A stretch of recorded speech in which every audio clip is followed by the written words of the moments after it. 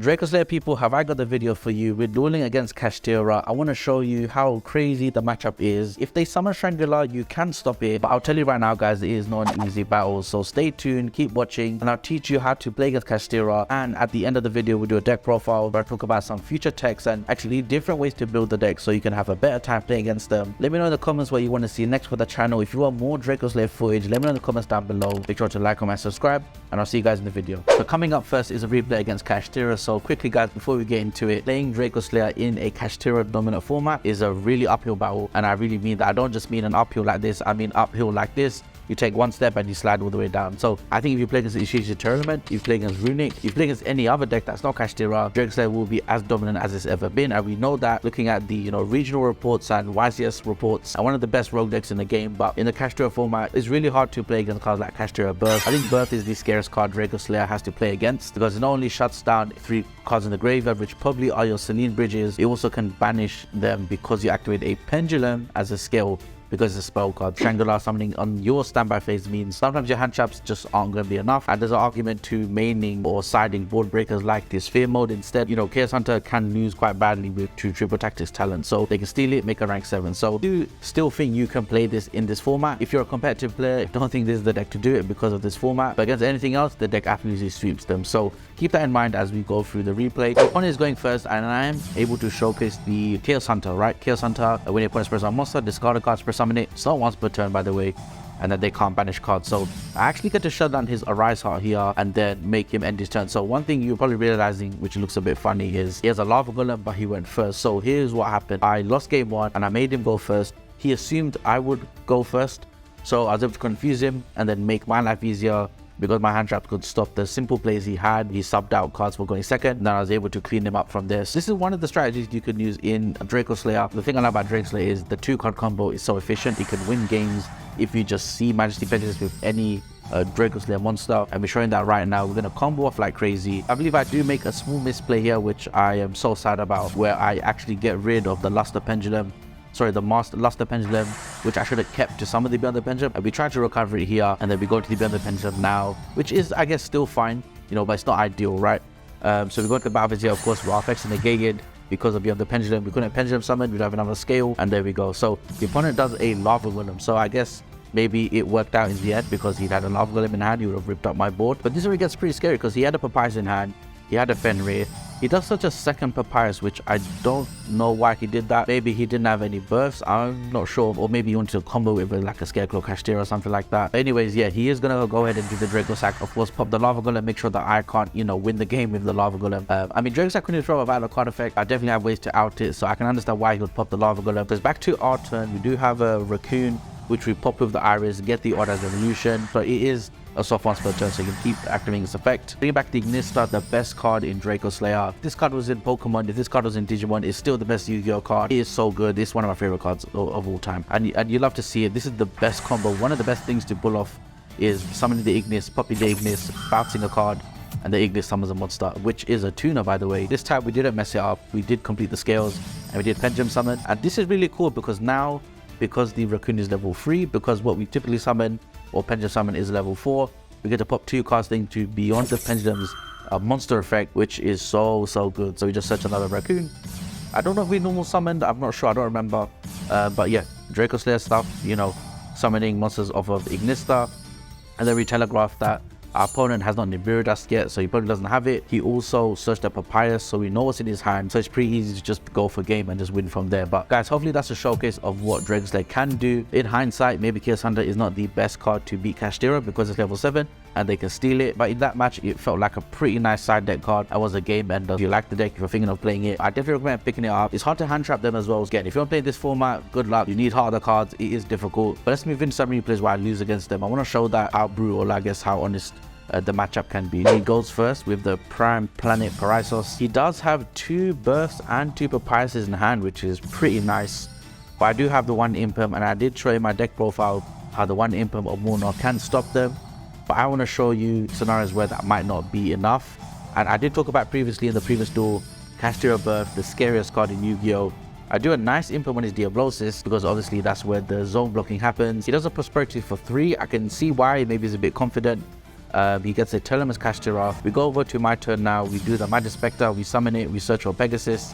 One of the best things to resolve. It's so fun to do. He does summon Telemachus Kashtira. Mills 3 cards. He sees the Chaos Hunter, which is so funny. And there we go. There is the scariest part. So Kashtira Birth going first. The opponent activates it.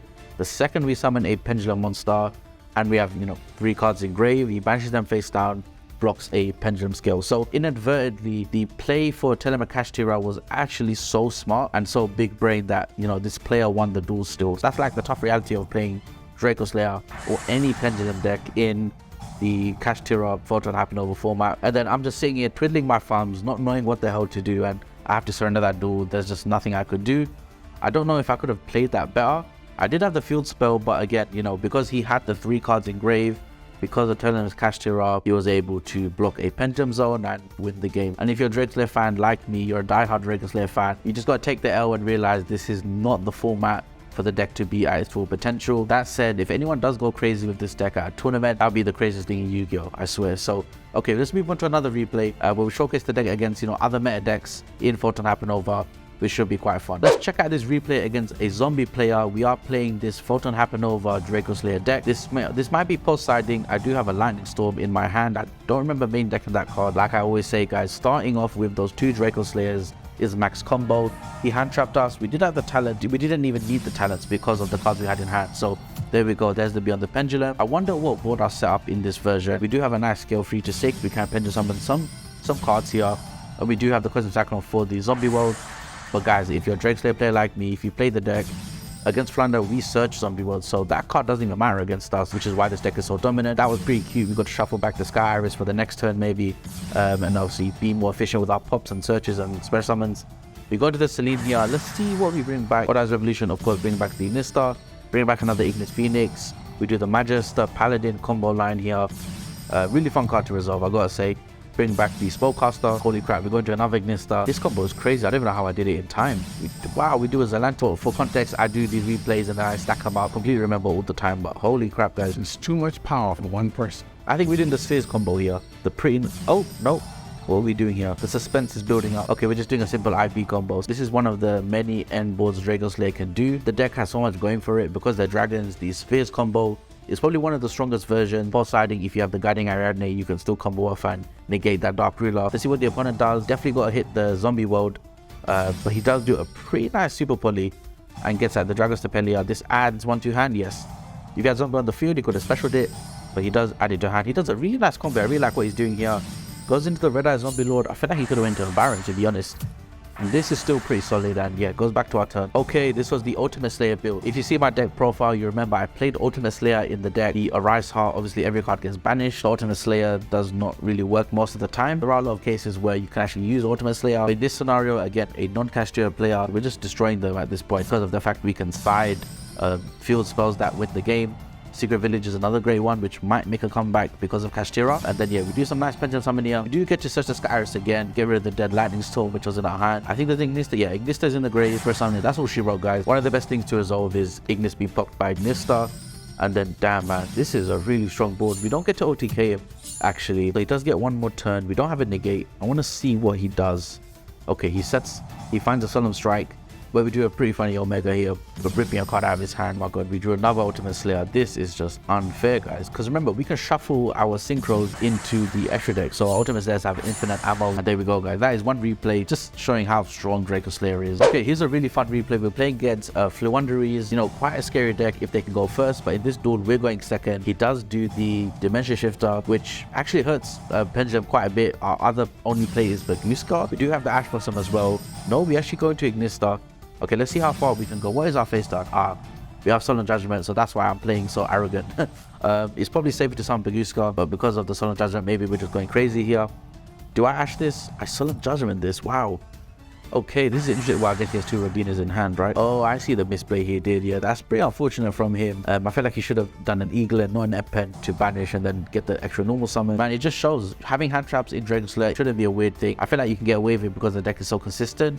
And as soon as you see any 2-card Pendulum combo you're good to go. You can win the duel. So having the 1 Ash, the 1 Chaos Hunter, 1 Nibiru even makes you win the game. And guys, so here is the revised deck list for the Kashtira format Dracoslayer deck. I am very confident in this deck. That said, it is an uphill battle. It's actually quite difficult. And since the deck profile, I've done a lot of testing, a lot of losses, a lot of wins. And I've taken out the Mono Chills for the Imperm because I think Imperm, you know, it won't lose to triple tactics, right? Which is a big deal. You want to activate hand traps that win you the game, not let your opponent do talents and keep it extending. So Ash is a nice one. Of course, the Branded, you have to respect Branded Fusion. It can also hit the Unicorn Surge, the Papaya Surge, which is really good still, but it can trigger the Unicorn, so keep in mind when you activate it. I went back to the Seer combo because I think this is just really explosive, and you can get away with using this on the first turn, beating Nibiru, and then going second. It plays like the adventure engine because Vortex Dragon is actually a bounce. You can bounce Shangri-Ira to hand if the board state ever comes to it. If you're playing at a local level, maybe I think this will do just fine. And then when it goes to siding, when you know your Kashtira opponent is going first, bring out the Lava Golems, bring out the Fenrirs, bring out the Evenly Match and win the game. Going first post siding, I'd say throw in the Secret Village, do the Ariadne combo and have a good time, because I think these two combos you'll never lose the game with these two combos. And Nibiru, you know, is seeing more play, but again, we have the Vortex combo to beat that, so that's why I put it back in the deck. I think this is a solid list, guys. Let me know in the comment what you think. Have you tried Dracoslayer in a Kashtira duel? What did you think? If you've played it, I think you agree with me, it's pretty insane how far power creep has gone. I know Kashtira straight up shuts down every Pendulum deck in the game. Of all the Pendulum decks, this one is the best. I don't see the deck evolving too much past Kashtira, other than, you know, morphing into an anti-Kashtira deck. That's been the deck profile, guys. Thank you so much for watching. If you liked the video, make sure to drop a like, comment, subscribe. With that being said, guys, I'll catch you in the next one. Peace.